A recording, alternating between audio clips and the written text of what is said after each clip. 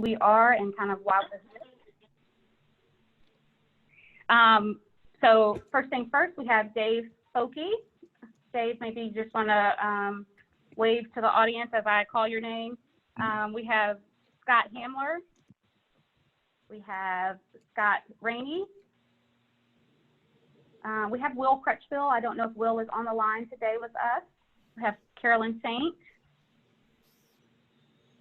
Let's see, who else do we have? Melissa Robinson. I don't know if Melissa's on the call with us today.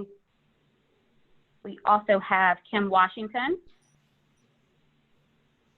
And we, of course, have Andrea Copeland-Whitsitt. So thank you guys so much for taking some time today. You know, we wanted to bring the LCAA team together, some of the alumni, and really just have some conversation. I think that 2020 so far has been maybe the most difficult year I've experienced. We've had COVID, and so as we're dealing with a lot of the things with COVID, we also then have a lot of social unrest going on. You know, we saw Ahmaud Arbery, you know, kind of chased down and murdered. We saw George Floyd murdered in Minneapolis. We saw Breonna Taylor. So we've seen these things, and we wanted to come together and we wanted to talk about them. So we want to make sure that we are creating a space for people to have these conversations. I hope you're having these conversations, you know, with your friends, with your family, inside your workplaces. We want to just foster this open conversation. Today's call, I think, is being recorded. We had some conversation about whether or not it would be recorded, but we want to make sure that this is accessible for people who were not able to join the call. But we want to have an environment where it's fine to ask questions.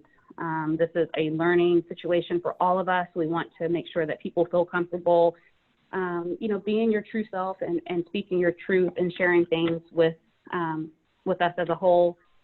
A little bit about this will be how this kind of agenda and how the meeting will go. We have Carolyn Saint, who is from Leadership Charlottesville 16, also on the board. Scott Handler, Leadership Charlottesville 19, and Quentin Harrell, Leadership Charlottesville 16. And they have agreed to act as our panelists for today. So we'll get the conversation started. And then definitely we'll want to hear from you. We'll have, I don't know, 20 minutes or so of some structured calls, and then we'll open up the Q&A. Hey, Natasha. Anyone have any questions right now? Yes.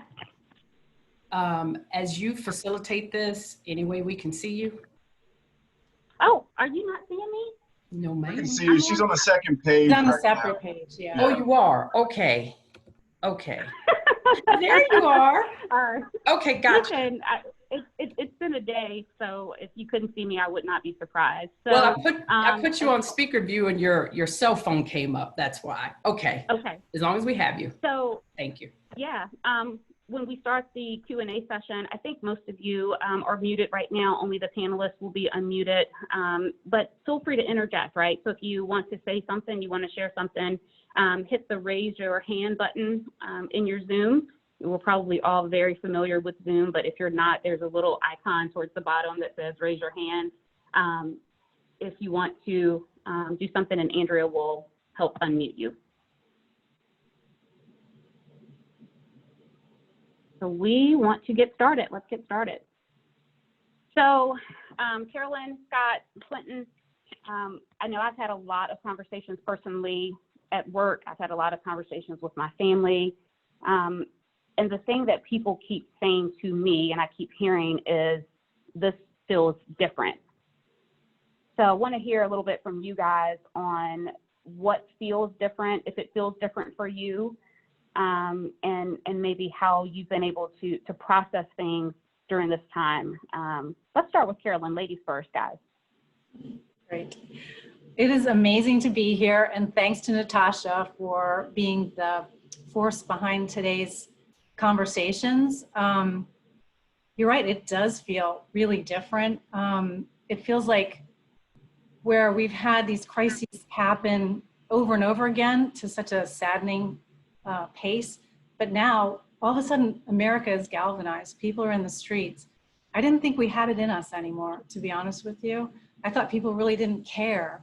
And for this time in history, we've got a pandemic that's killing people, which is also affecting people of color probably disproportionately than it is other populations. And then we have the murders of these Black men at the hands of police. And all of a sudden, not just the United States, but the world is in the streets. And so I didn't think after whatever happened in the 60s that got youth out to march against the war, I just didn't see what could it be that would get America on its feet again.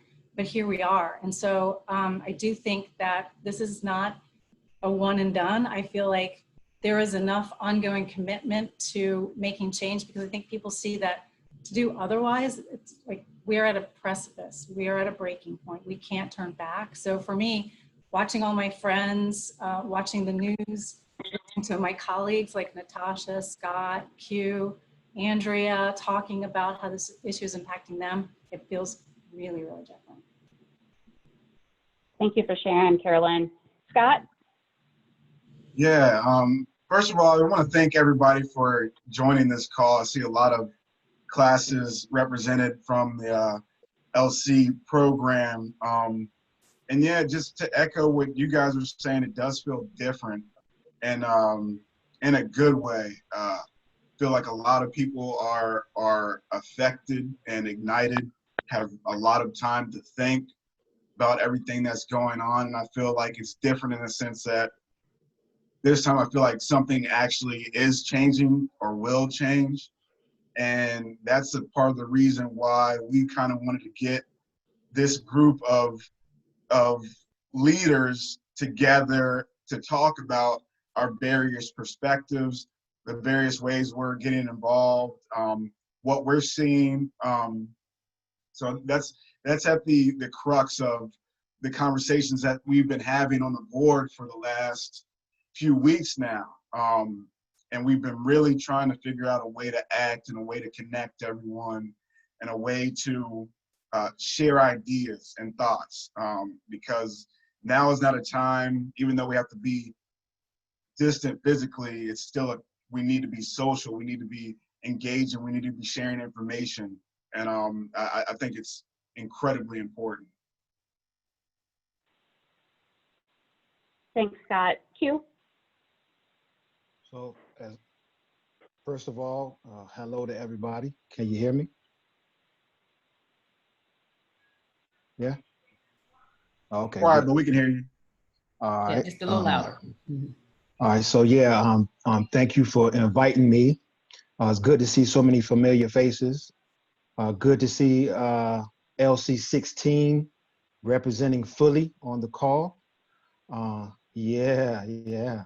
But to the question, I think there's definitely a difference. I'm going to go back in time for a moment though, to share a difference as well. I remember growing up in my household, and when we would see stuff on the news, I can remember hearing the adults, when something happened to a Black person and it was shown on the news, parents would say, and if that happened to white folks, they'd be burning the cities down.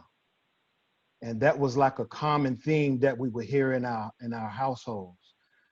So I recognize a difference in actually an African American being killed in the streets and people burning the cities down. So for me, in my lens and what I came up hearing, that was this is a difference for me. The other difference I see in this is is that it happened during COVID-19. So things had slowed down enough for people to actually have the time and less distraction to see it happen live. And it happened slowly, and it happened viciously. And it's like we witnessed the murder for the first time. And there's no room for all the excuses that have been made by other murders that happened to black and brown people, where there was you refer to their record or what they may have done in the past, and there's just this this platform for dehumanization and the justification of it. So I think this one is different. I'm still concerned and on, I believe what Scott is saying about it actually, something else can happen. Like this is a platform. I think God has his hand in this as well, that there can really be some paradigm shifts, but I still have a concern in the back of my mind that we may fall into the same cycle of wash, rinse, repeat. So it's incumbent upon all of us to make sure that that doesn't happen. Sure. Thank you.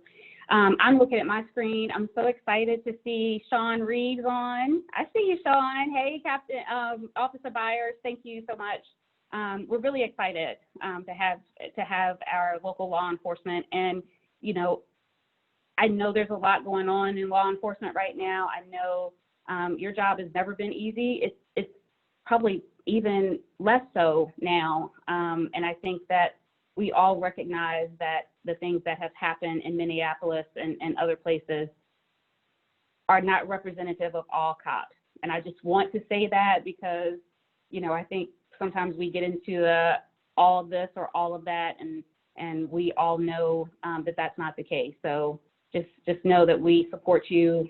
We appreciate what you guys are doing in our community every day. And I'll hopefully come back and maybe get some comments from you guys as well. Scott, I think we talked a little bit about this. Tell me a little bit about maybe some of the shifts that you've made in consumer habits or things that you're doing in the community as a result of some of the things that have happened. Yeah, there's been a large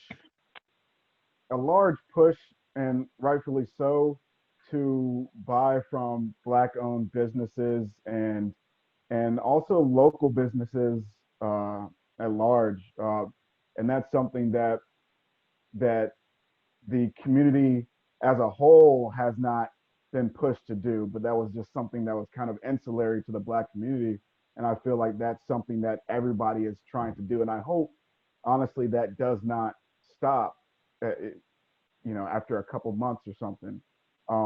I personally have been looking at places I patronize, businesses I patronize, and to see what they've said about, you know, post George Floyd and about Black Lives Matter and protests, and like just really paying attention as to what businesses that have large platforms or small ones, what they're saying about everything that's going on, or if they're crickets, you know, and that influences me now, and it's going to influence me in the future as to how I spend my hard-earned dollars.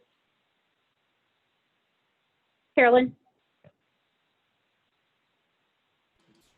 Yeah, I'm with Scott. I mean, in this age of social media, it's pretty easy to see companies that are making change. So it's easy to make a statement.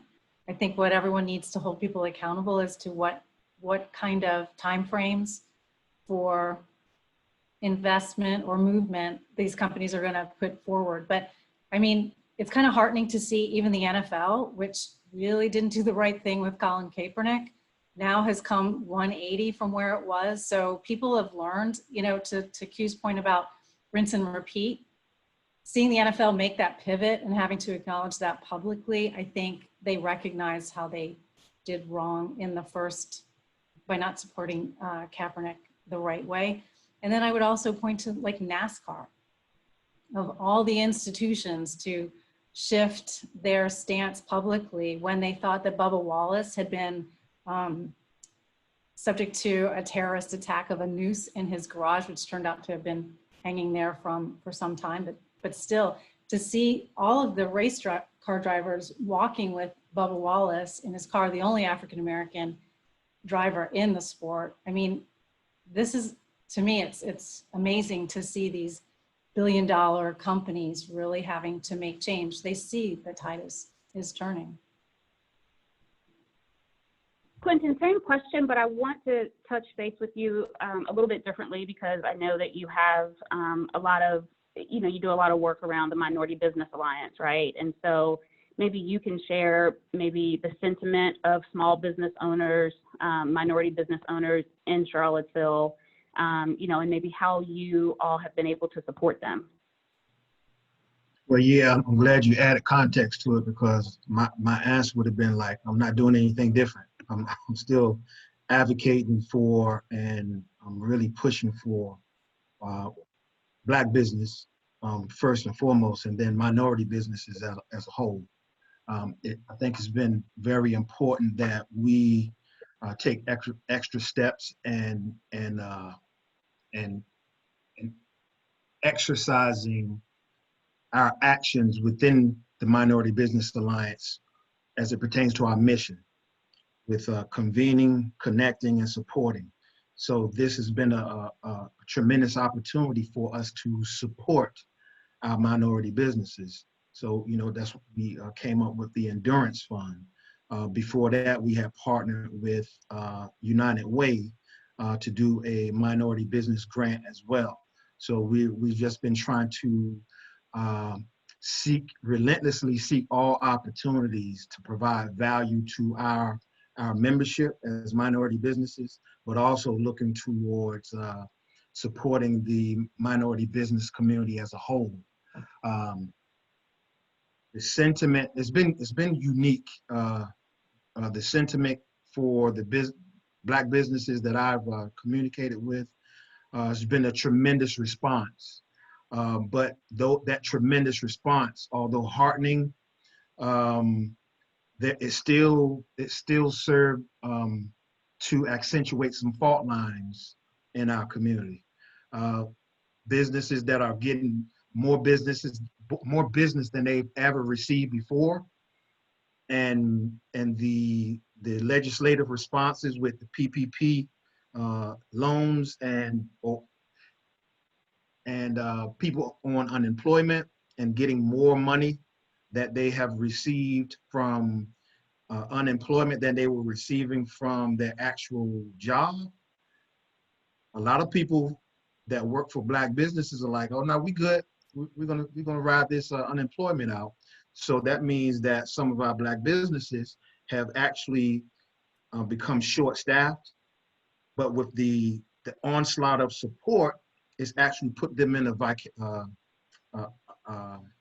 tough situation where they're making money, but they may be actually losing a part of their reputation because they're not able to serve as quickly as they should. So it's like a great problem, but it's still a problem all the same, you know. So but there's still a tremendous opportunity, and those fault lines are us looking at how do we approach system change, and not just an outpouring of support, but how do we create system change to support a new economy? How do we provide access to capital for businesses to actually grow?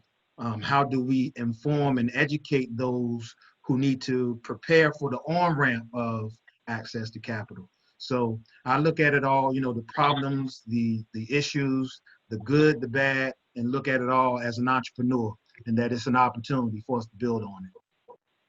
Yeah, thank you. Thank you for that perspective. Carolyn, I want to come back to something that you mentioned, I think maybe in your last answer, you mentioned a little bit about social media, right? And being able to see kind of who's doing what. Tell me a little bit about what role you think social media has played in some of these events, COVID, just the overall social unrest, and, you know, maybe your own sentiment around, you know, stepping away, not necessarily getting on social media. Because I will tell you, I got into some battles on social media with people. And social media has shown me some things that, you know, maybe I didn't recognize in some people before. So tell me a little bit maybe about what your experience has been during this time. Yeah, wow, that's a lot to unpack, Natasha. But I try and have a curated Facebook experience, so I probably am in my own little bubble. I am friends with Andrea, with Q, with Scott, with Bill Brent, with people that I know that I already agree with. And so I think Facebook, Twitter, I can't. I mean, I might go on for a few seconds and then it's just too ugly. So I can't. Instagram, I like. But I think it perpetuates. In some ways it's good because like, I love everything that Scott Hamler has been posting. He has been great about kind of holding people accountable, offering education. So, I mean, he's great. Andrea, of course, I love watching her interact with different people. But I think it can also be polarizing, right? Because we can, you know, I feel like I'm in a good bubble, but there are other bubbles out there that are hateful. And I think they perpetuate things. And so how do we come to a place where we can be civil with each other, but still learn? And I think that's the great part of this conversation, which is also streaming live on Facebook, which is cool. But it's really hard because how do you know which voices have the truth? How do you know who's dealing in facts? What can you believe these days? Everyone believes there's some alternative truth.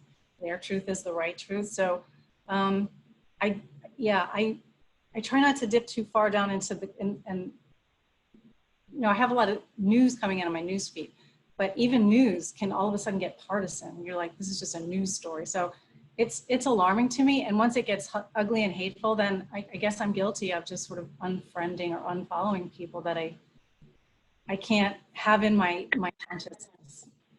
Yeah. So I don't know if that's good or bad. So, but. No, I think it's good. For Scott and for Q, you know, I want to hear your thoughts on that too. I want to share a little bit of my thoughts on the whole social media thing, right? It's so hard to see images repeated, right? So we're on this loop where we're seeing these things. It's so heartbreaking to see that, right? To see the same things happening. But it also feels like a warning, right? And so it's hard for me, as the mother of a Black son, as the aunt to a wonderful, you know, nephew who's getting ready to go to college, it's hard, right, for me to not see those things as a warning, right? Because I feel like keep seeing it so much that it's like, this is what could happen. What do you think, Q? What do you think about, you know, some of the social media stuff? I kind of fits in the same avenue that Carolyn is. You know, like I look at social media just like I treat our household's keto diet, and I try to stay away from all them carbs out there. There's a lot of carbs out there, man, and that, you know, that crap is crazy. So sometimes I refrain from social media altogether, but then sometimes I may chip in, and if I'm not just sharing something of some personal fun, or me and my wife, or me and some friends, now I keep that to a limit. I just drop a nugget of education to make someone think, you know, to share my thought on a certain idea, but it's always associated with educating or hopefully causing someone to think. If that's not what it's about, then I'm not interested in it. And so I very much ignore a lot of social media. I see it as a tool that one can use, but when I swing it back to as an entrepreneur and as a businessman, I think that it's a mistake when individuals just depend on social media to serve as their marketing and not actual investment in it. You fall short on it. So I think it can be a powerful tool, but it actually can be a weakening tool as well and cause a bunch of confusion. For sure. Scott? Yeah, and I agree a lot with what Q is saying, and also Carolyn. You know, I've kind of a unique perspective because I do digital marketing, and I've been involved with social media since, you know, the MySpace days, you know. So I think with growing with social media, you kind of develop tools to navigate those platforms, and yeah, I'm guilty of creating my own little bubble because I don't want to check in, log in, and see stuff that makes me mad, to be honest. Like, I don't want to go throughout my day seeing all that stuff, you know. But at the same time, I know we do have I feel a personal obligation to share information and to connect people to different things that they may not be exposed to, different perspectives are not exposed to. And I think it's a great tool to use that. But yeah, we got to use it wisely. And if you are a very susceptible person to just follow whatever you might see a family member post and think about it as truth, then that can be very dangerous. And I think we see a lot of that. So it's a right that everyone has, but we're also not given the proper education and tools to be able to deal with it. Not everyone is. So it's tread lightly is what I'd say. Thank you, guys. I want to make sure that we have an opportunity to take as many questions or comments from you guys on the call as well. What I will say is there's no stupid question, right? I know we probably heard that as we were growing up. The only stupid question is the one that you don't ask. This is a safe space, right? And Carolyn and Scott and I talked yesterday, and I said something like, it's not about not having the word, it's about, or having the right words, it's about having the right heart. So if you have a question, if you want to speak up, you know, I want to encourage everyone to be sure to do that. Natasha, do you mind if I say something real quick? Yeah, please. I just wanted to comment because I can hear sort of people of color and talking about sort of like, you guys have enough sort of issues just walking out in the world sometimes and having to deal with sort of different pressures. And I feel like one of the responsibilities of people like me, I mean, cisgendered, white male, I mean, I have no visible sort of issues that you know, people are going to look at me for. So I think part of my responsibility is actually not to disengage online. So, you know, those folks that are going to be in a situation where, you know, they're much more likely to listen to me because the message that Natasha or Scott or Q or Carolyn or anybody might communicate still feels better coming from me. Be the exact same thing you said, but I have some commonality that they feel like they have a connection to. And I've always felt like that's part of my responsibility, even though, by the way, it pisses me off all the time. My wife looks over at me and she's like, why are you getting in these battles? Just leave it alone. But I think it's part of the responsibility that we have in this world. So, you know, Scott, disconnect, man. Take a break. You know, I think that's part of our responsibility is to, you know, take up that mantle. Thank you. And I think that's what this call is about, right? Nothing is going to change with just Black people. Nothing is going to change with just white people, right? Or any group of people. We all are in this together. This is a humankind issue. This is not, you know, based on the color of your skin. This is just about human decency, human rights. And we all need to be aligned to that. I don't know anyone who could watch a video of a man dying and not have been traumatized by that or touched by that. And so keep speaking up. We need more people to speak up and really share, share that was just awful. Jonathan, I would like to say thank you for saying that, because at my place of employment, I was asked to be on a leadership committee in regards to all of the racism stuff. And the person that approached me is a Caucasian female. And so when she approached me, she's naming all these people in the office. And sadly, she was naming all the Black people. So I had to tell her that I was not going to do this, because it needs to be more than just people of my color skin at the table. That's not going to resolve anything. And I commend you for standing up and saying that. It does need to be more people of the Caucasian race coming together to speak out.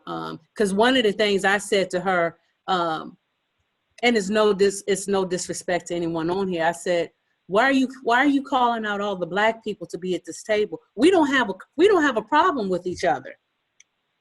We don't have the problem. I mean, you need to bring people that look like you to the table as well, so that we all can start to talk. And put our thoughts and feelings out on the table. So I think that's a great start, and I'm glad to see a big group of diversity here willing to talk about it. Because, you know, we leaders. You know, with Charlottesville, we're leaders. So that's what we do, right? I'm not sure how to raise my hand, so I'm just gonna. Can I jump in real quick? Yes, Andrea was like, look under your reaction. I was like, I got clap and thumbs up, but I have no raised hands. I'm over here trying to lead her and leading her in the ditch. So I'm sorry, Steph. Go on. I apologize. I wanted to say I had a very similar conversation with a coworker of mine that is Black, and she said to me one day, because she and I would have these conversations, she was very active in our company about making sure that that the candidates that were coming in were a diverse group of candidates, and she wanted to start like a group and committee. And she said to me one day, she said, you know, Stephanie, Black people have been tired of this for a long, long time. And she said, it's gonna take white people getting mad about it before any change is going to come. And she said, because as much as we want to try to pretend like, you know, oh, everybody, you know, everybody's voice is heard, it's not. That's not where we live. And I come personally from a household that there was a level of racism in my household early on. It wasn't that I was not allowed to have Black friends. It wasn't that I wasn't allowed to have my Black friends at the house, but I was not allowed to date outside of my race. Now, my brother and my sister are much younger than I am. And by the time they came along, and ironically, my brother only dated African-American girls. So I ended up with a niece and two nephews that are biracial.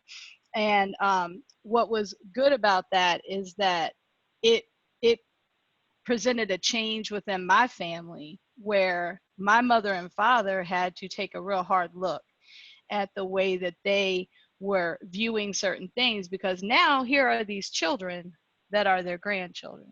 And I'm thankful to say that they were evolved enough to move past their thoughts on that, because here they have these three beautiful biracial grandchildren that two of the three look more predominantly Black. One looks like my brother up one side and down the other. But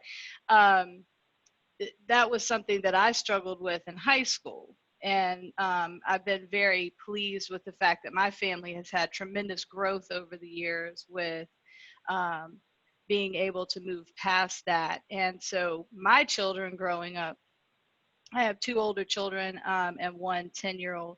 And, you know, these types of conversations have taken place always in my house. I told Andrea about a circumstance where my son and I were coming back one evening from me picking him up at college when he was at JMU.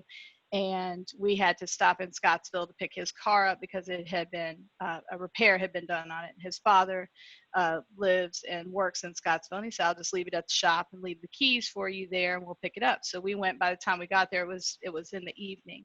And I was cognizant of like, get in your car, let's just get out of here quick, get them keys, let's go, you know, let's not be hanging around in Scottsville at 10 o'clock at night up here at this business with this car.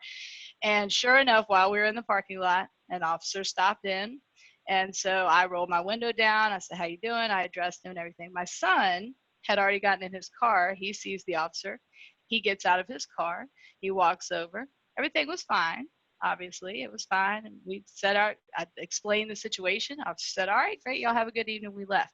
So we drove back to my house. As soon as we got here to the house, I said to my son, I said, well, first and foremost, I think you should never, ever get out of your car when an officer is present. I think you should wait and do what is instructed to you to do. But secondly, and most importantly, what I want you to realize is that your white privilege allowed you tonight to feel safe to do that. And I said, and had you been a person of color, that situation could have gone down a very different way.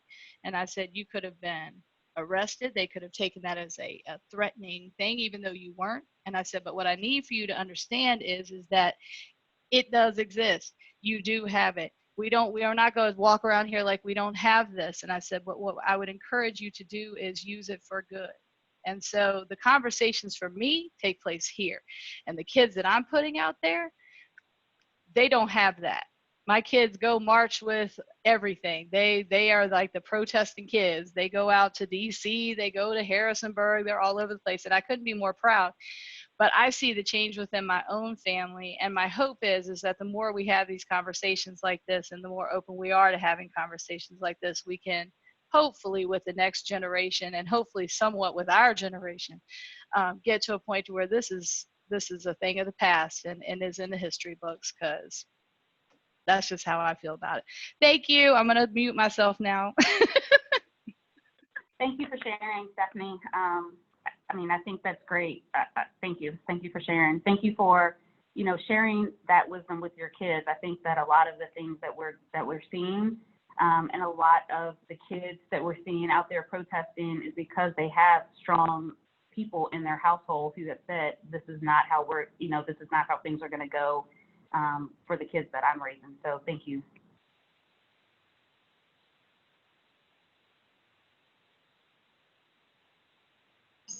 Feel free to speak up if you want to speak up. I would like to bring Q back in, because Q, I would like you to speak to your statement that you shared that has garnered some media attention and has been shared across social media.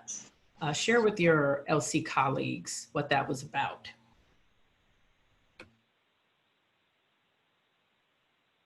What was that about? It started off as a press release.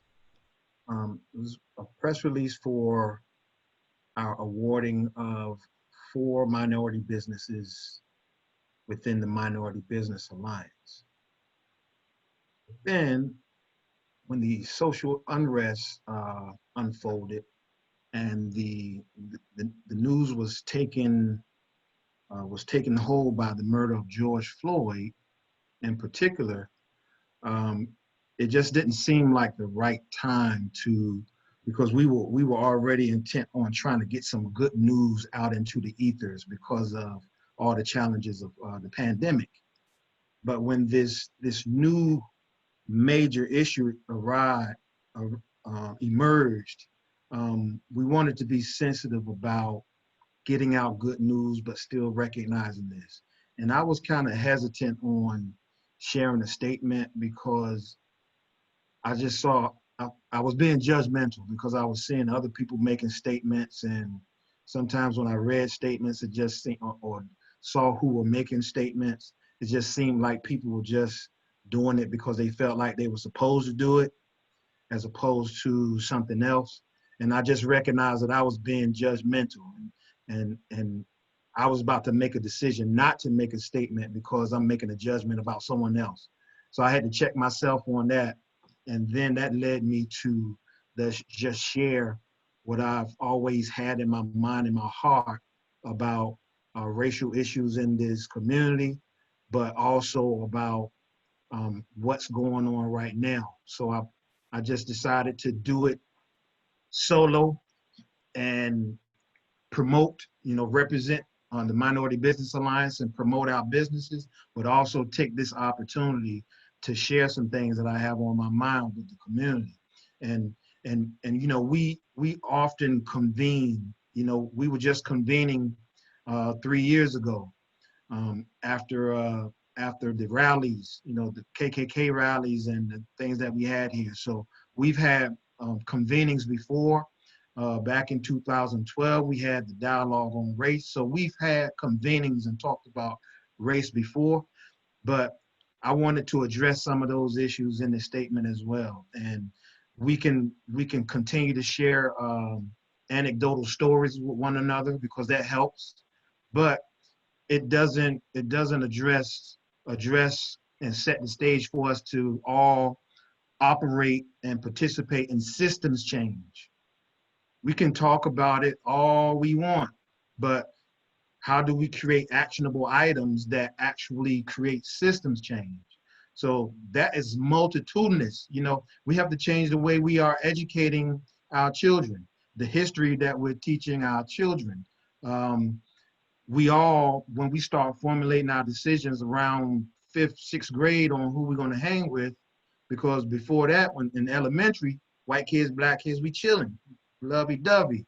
But once you get to the middle school age, decisions are being made. And what I asked some educators, some white educators just recently, what type of history is being taught at that age range.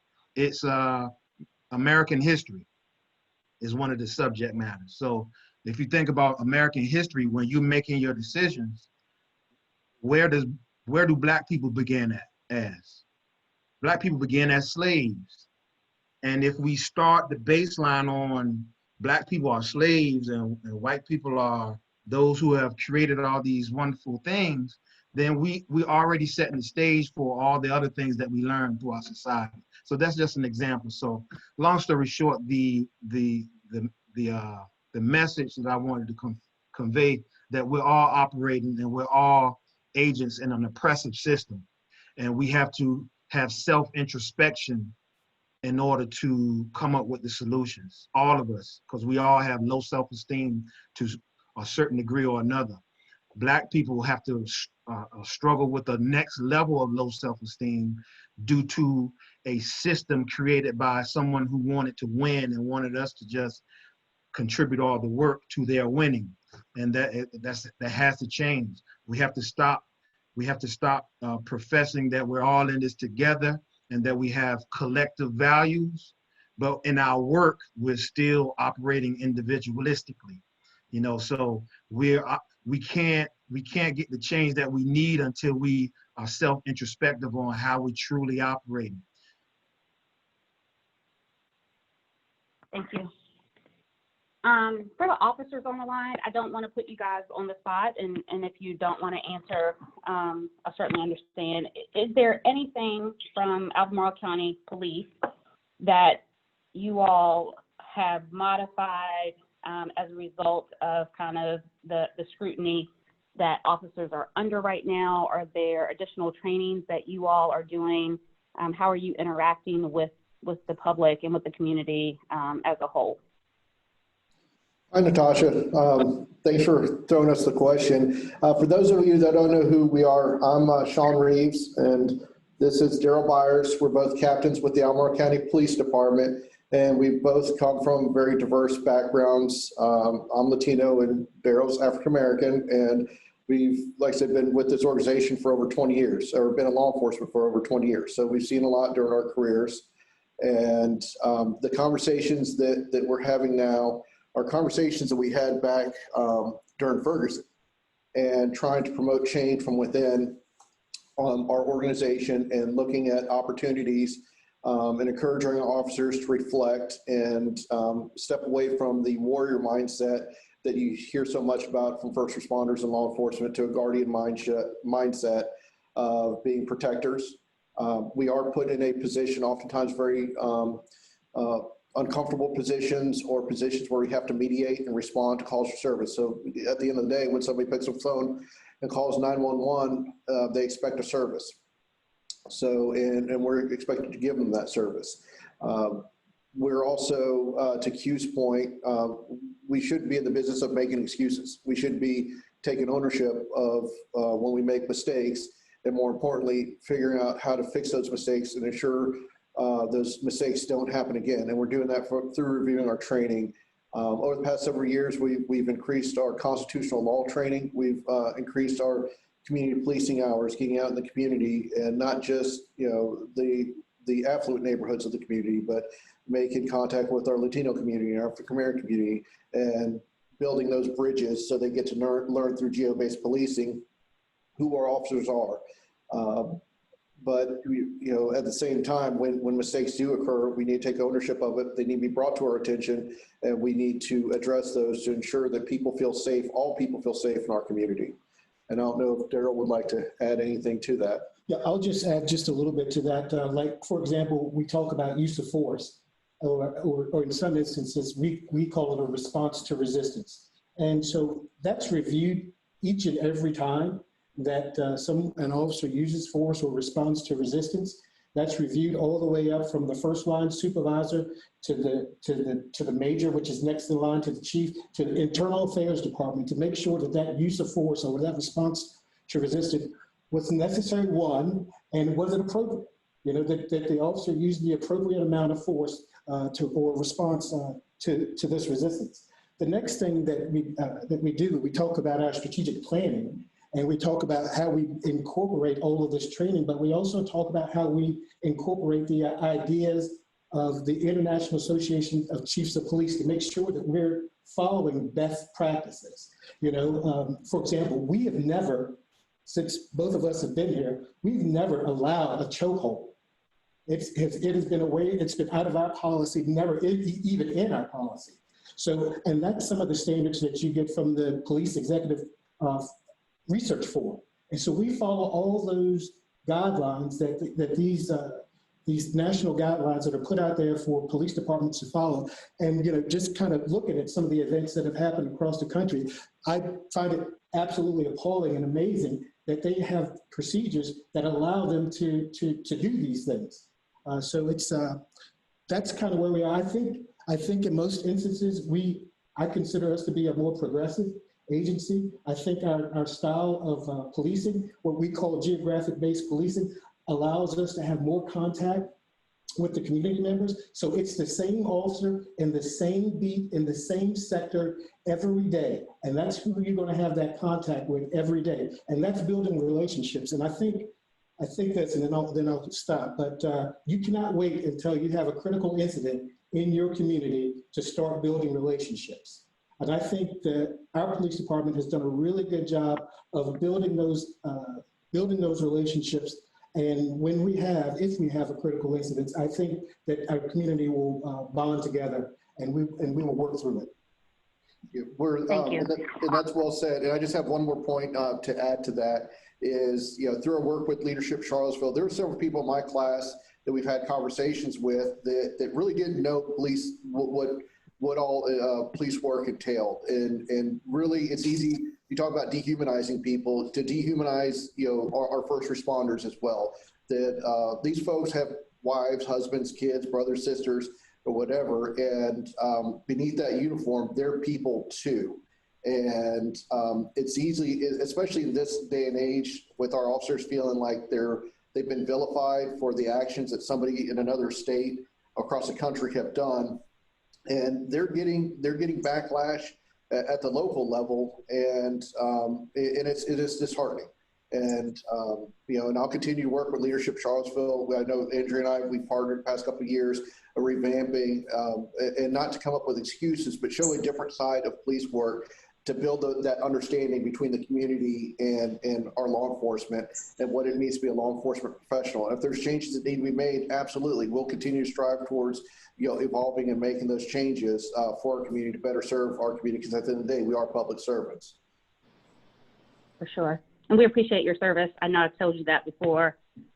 We need you. We can't do things without you. Captain Byers, you mentioned a response. Can you hear me? Yes. No, I wanted to ask a question to my brothers, my police officers. Okay. Okay. All right.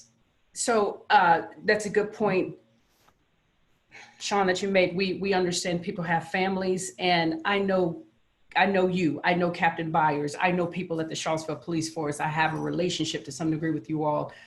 But is what has happened and is happening in our nation a reflection of the law enforcement system or the criminal justice system? And we know personally the two of you aren't responsible directly for what happened, but why does this keep happening over and over again when it comes to law enforcement with certain communities, particularly Black communities or communities of color?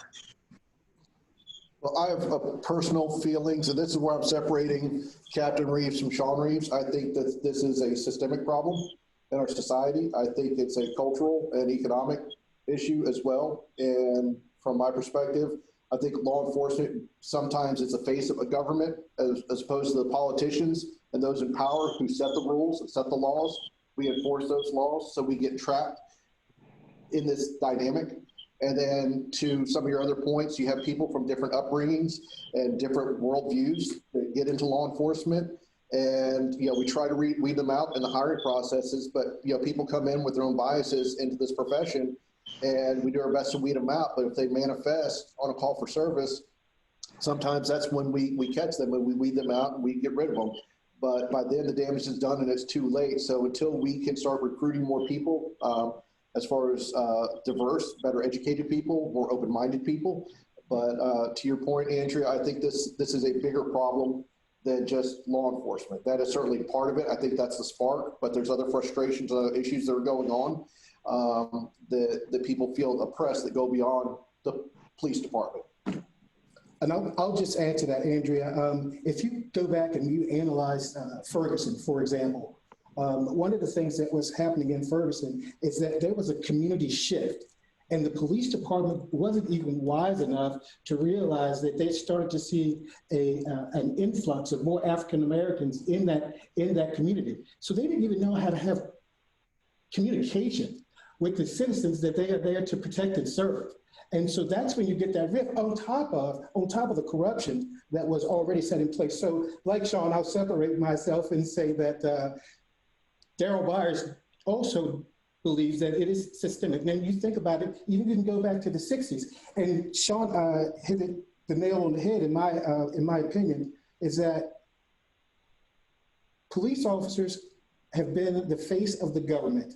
And when you start to see hoses being put on people and you start to see German shepherds being put on people, that's being done while the police officers are there. That's being done almost to some extent by the police officers. And so I think even if we look locally and we see what happened in the Vinegar Hill area, law enforcement was a part of that thing too. So it's always been that law enforcement is that face of government, more so than the politicians themselves. And oftentimes that's where the backlash occurs. So there's got to be, and I love the title of this thing, there's got to be those courageous conversations that we all can have and see how we can better the systems ourselves. But when you look at the disproportionate number of African Americans that are in prison, that causes me great pain. But that's a part of the war on drugs as well, because that's where it initially came from. So there's a lot of things that have been in place that we're working against, but we've all have to work collectively to kind of figure it out and make it better. That's one of the things that we have here at the police department is leave it better than the way you found it. Natasha, I would like to respond to that as well. I see this, I truly feel it is definitely a system problem. As a pretrial officer, I've done probation, I do pretrial now, but as a pretrial officer, I see this on a daily basis when I sit in court for bond hearings.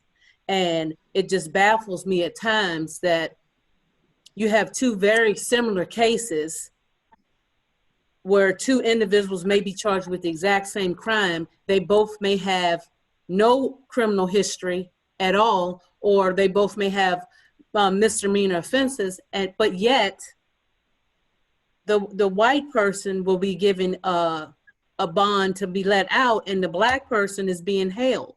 So it's very frustrating for me on a daily basis because I continue to see this. And these are some of the things that I'm talking with my director about. I think it starts at the top.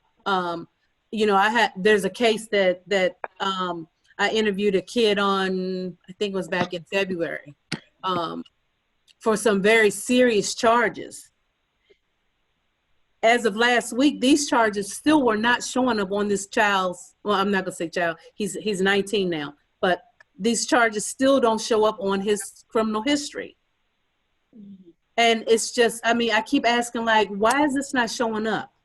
Because he has a family member within the system that has obviously been able to pull some strings and it's not, and so again, for me, those type of things is so frustrating. Because and I'm gonna be honest, because I know for a fact, if this had been a black male, it would be on there. It would be on there and it would have also been on the news, So I think that we continue to have these conversations, continue to bring these things up, that make people uncomfortable. I'm okay with making people uncomfortable if it's gonna lead us to change, so. Right. I wanted to go back, Officer Byers, you mentioned about response to resistance, right? Yes. And so I would just say, it may be worth having some conversation around response to resistance, right? And especially in this climate, I think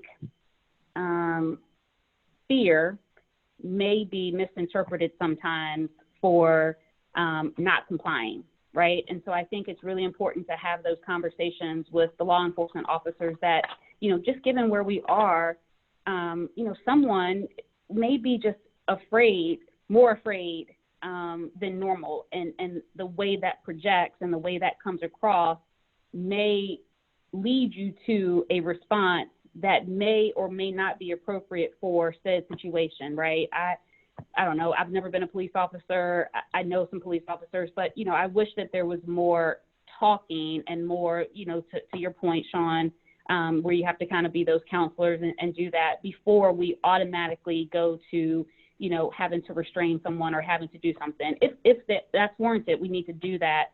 But just know that, you know, my nephew got pulled over a couple of weeks ago, and when my husband called to tell me that he got pulled over, I burst into tears because that's how afraid I am for my nephew to get pulled over in Albemarle County or in the city of Charlottesville. That's my fear, right? And even though I know that there's not always those things going on, that was my fear. Like, I could not get myself together because my husband happened to be with him. And had my husband not been with him, I don't know if the outcome would have been the same. Yeah. No, and it's justifiable, and it's a shame, and it truly is on just a pure human level. It's a shame that you have that fear or have that concern, and you know, our collective goal should be to change that. That if somebody gets pulled over for speeding, then they get pulled over for speeding, and you shouldn't have to worry about things like that. But, you know, to expand on Daryl's point real quick, is we also do teach our officers de-escalation techniques as well, verbal de-escalation as well. So hands-on, unless the situation, every situation is going to be different. You know, so you went through the use of force simulator in the most recent iterations of the class, the law enforcement day. And that's something, you know, to keep in mind too. And I don't want to go into big, you know, create excuses or whatever, but, you know, these men and women out here in uniform, they do have to do a job as well. And sometimes that job isn't pretty, and our officers get hurt and people get hurt. And that's just an unfortunate reality. And, you know, on the flip side, there's been 110 officers killed in line of duty this past year. And those don't really gain headlines, but our officers are cognizant of that as well. So they're put in this weird dynamic sometimes where they could be afraid as well, as, you know, they're going into uncertain situations and things happen. So the best we can do is train them, de-escalate, you know, train them different techniques, not chokeholds, and teach them the different uses of force and hope for the best. And Natasha, just to add to that, so for example, last year we made over 2,300 arrests. We used force 14 times. So I think that's a pretty good number. I think that's 0.1% of the time that we're using force on arrest. Yeah, that's awesome. I mean, I think that's information. I think, what have you all done from, you know, kind of a public relations standpoint to share some of that information with the community? I think it's important that the community knows things like this, right, that you're telling us now, but I don't know that I know that outside of you guys telling me that. So we do make our annual report available.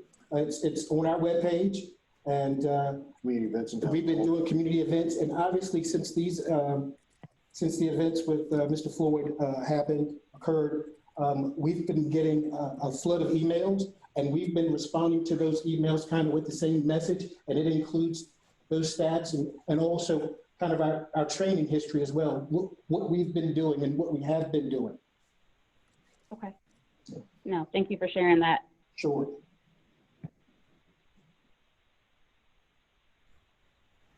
I wanted to say, if I may, yeah, I think another problem too that I'm seeing is the reaction when there is a news story or something about a person of color being something happening to them, the first reaction is say, oh, well, he had this, that, and the other, and he had been arrested for this in the past, and he had a track record and all this. And I say, but what about this particular circumstance? Take all of that aside. I mean, we don't hear that when, for example, if a white person was, beat up by the cops, they're not going to be like, oh, but he had this past, right? He had been pulled over before, this, and I'm seeing that so commonly used as almost an excuse. And I'm like, but that, you can't be out there as judge, jury, and executioner out on the streets. Even if this person did have a record, you can't, behave. And I think I'm seeing this more and more prevalent and it's a deflection, obviously.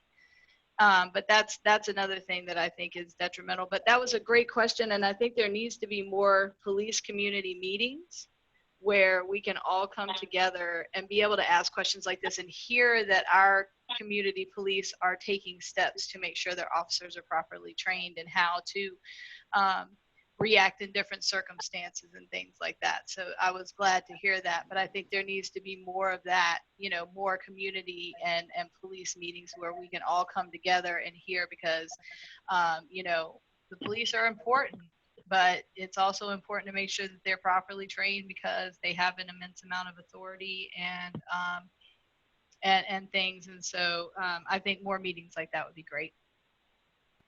Stephanie, you bring up a good point. If only we had someone on this call who may have some background in media, they may be able to give us some insight on, kind of news. If there's anyone on the call who has any background who can address that, or maybe give us your thoughts, that would be great. I wonder who you could be talking about.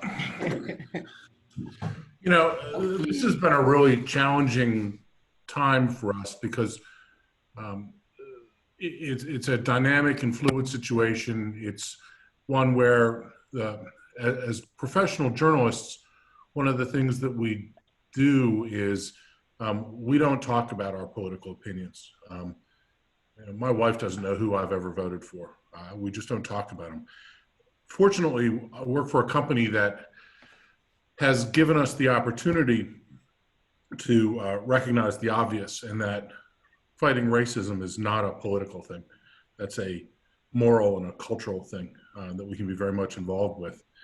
And so our challenge over the last number of years, before this and continuing after this, is looking at the pillar issues that surround the questions of racial inequity in this community. And their justice reform, their educational reform, their job training, they are education. There's, depending on who's doing the counting, 5 or 6 or 7 that are just critical. I mean, housing is one of them. And so we've tried really hard to help give voice to those efforts, and we'll continue to do so. When you start talking about some of the other stuff, it gets more complicated on how do you cover the protests? And look, I don't have a job that's nearly as tough as law enforcement guys. Well, let's just be clear about that. But we're open for criticism at all times from all corners, and sometimes we deserve it, sometimes we don't. And it's a matter of keeping our eyes open, our ears open, our hearts open as we move through this to try and help move the conversations forward, much like this. This isn't about pointing backwards. It's about focusing forwards. And how do you amplify the positive conversations about more affordable housing, or better job training, or educational access, or these related issues for equity issues? And that's, where we rely on so many of the people that are on this call today. We've had these conversations and continue to have them. Thank you. Thanks, Dave. No, we are running up against time, so I want to make sure that if there's anyone else who wants to comment, ask a question, comment that you have time to do that. Natasha, there is yeah. one question from Teresa. She just graduated with LC20. She said, I would like to understand what training the police department does on implicit bias. And she also wanted to ask about accountability. If a pattern of disruptive behavior occurs within an officer, how is this approached? Okay, so I can tell you that we teach fair and impartial policing here at the police department. I'm an instructor. And so then what that talks about is implicit biases. Like, it's easy to recognize someone that has an explicit bias because they're going to let you know how they feel about something. But it's sometimes difficult to recognize people that have implicit bias. But what that training does teach you is how to keep that implicit bias to yourself and don't project it on someone else, just to make sure that you're treating that person fairly and equally. So that's what that training is all about. And the second part of the question is, both of us are former internal affairs investigators with the police department. And so that level of accountability is there in that we investigate all complaints. Doesn't matter how they come in. They can come in anonymously, or they can come in by third party. It doesn't matter. We're going to investigate that complaint. And we have a system that is, say, for example, you get 3 complaints. Well, it's going to notify us. It's called an early warning, early intervention system. It's going to notify us that say, hey, this person has gotten 3 complaints. You need to probably look at this. And then the supervisor can work with that officer and say, hey, is this a communication thing? Is this, or what are you struggling with, so we can help you lessen the complaints that you're getting. But if we see it continue, then obviously that's not a fit, and that person doesn't need to be a police officer with this agency, or for that matter, any agency. Yeah, thank you for that. I just, was astounded when I understood that the officer, his name escapes me right now, but that he had a series of so many complaints. And so somewhere along the way, you would think that that would be a flag, and that he would be counseled, retrained, et cetera. And then, as you said, Daryl, maybe out. And different states have different ways. Like Virginia doesn't have unions, but some of these other states that do have unions, they have, their employees are afforded certain rights. So something like that would not happen here. And there's, we do hear rumblings that police look after their own, they protect their own, and nothing ever happens to police. There's no accountability, which I can speak for our organization isn't true. An organization of our size, about 150 sworn, Daryl and I have both been in positions as internal affairs investigators where we've let people go for a variety of issues. Those just don't make the public because they don't, it doesn't necessarily rise to the level of criminal action, but they don't meet the expectations of our organization, what the community expects of law enforcement professionals, and we let them go. So we have decertified several people and let them go or terminated several officers. And that's not something we take pride in or joy in when we do that, but it is something that has happened before. Okay, thank you. It's just looking forward, as someone was saying, looking forward about, what we can do for solutions to the problems, and how we're going to continue to not only have these conversations, but also design some action surrounding this, so we don't go backwards, we go forwards. Thank you. Great question. Thank you, Teresa. We are running up on time. I believe, Andrea, I think we are scheduled until 3:15. So, we wanted to end with a call to action, some different things that we can do. I think Clinton mentioned about supporting small businesses, right? So we want to support our local businesses. They need our support. We want to support our minority-owned businesses. I think if you have an opportunity to support local and shop local, that's always something to do. Next steps, right? I don't know what the next steps are. I'll be the first person to say I have no idea. I hope this conversation, though, was meaningful for you. I hope if you didn't share, maybe you have some different perspectives, and hearing from people who've gone through Leadership Charlottesville, just like you, will give you an opportunity to kind of reflect on things. And, who knows, maybe this is something that we continue to do. I thought just now when you were saying about having these implicit bias captain buyers, I was like, well, maybe there should be an assessment that these people take, and maybe there's an ongoing assessment. That's the HR part of my brain that's working there. But, we want to find solutions to some of these things. So how do we move forward, I think, are the next steps. And so we're looking forward to that. Carolyn shared with me yesterday, and I shared with the Leadership Charlottesville board some resources if you're looking for what you can do, if you're looking for literature, if you're looking for things that you can do. We can certainly share that after the call. We can send out an email with that link that's been compiled by UVA with just some information. And feel free to reach out to me, to anyone on the board. We're happy to talk at any time about any of these issues. Natasha, can I just thank you so much for having the courage and the tenacity to have the idea, the passion around having this conversation. And then we actually did it. So congratulations, that was amazing. You really pulled us together. Thank you. Thank you. I'm glad for everyone who was able to join today. This is encouraging for me. I hope it's encouraging for you guys too. And I'll just add that this is just a start to hopefully for many of you all to feel comfortable with having the courageous, uncomfortable conversations. So thank you all for being part of our very first one and supporting your LCAA board. I'd like to say to the LCAA board and Natasha, Scott, and thank you. Helen, thank you for having me.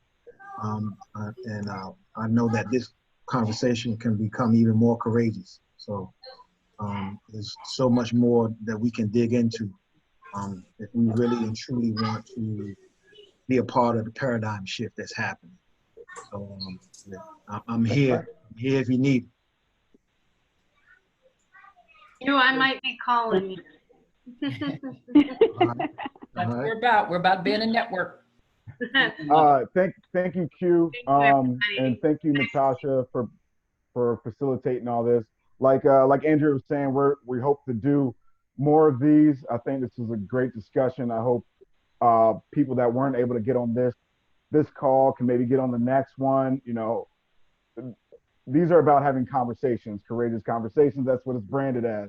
But it's also like that's the mission, right? And I appreciate the officers being on this call. Sean, he was class of 2019, best class of all time. You can see that in his words and his message. So I think that's further proof of that. Scott, I think Daryl will beg to differ because he has his certificate sitting right in front of him. That's exactly right. Look at that. Well, we can leave that conversation the next call. We don't have time for that now. 2019 best of all time. But I thank you everyone for being here. And yeah, I think we really can dig into this more. I know I always have a lot to say, but I have a lot more of these conversations in me, and I hope you all do too. Thank you so much, Andrea. Thank you for running the Q&A and getting everybody set up. Thank you for sending out all of the communications about this. I hope that, I hope it's been a good use of the last hour or so for you guys. Absolutely. Thank you all. Yeah. Thanks, guys. Thanks, Natasha. Bye. Good job. Thanks, Andrea. Thank you. Bye-bye, everybody. Bye-bye.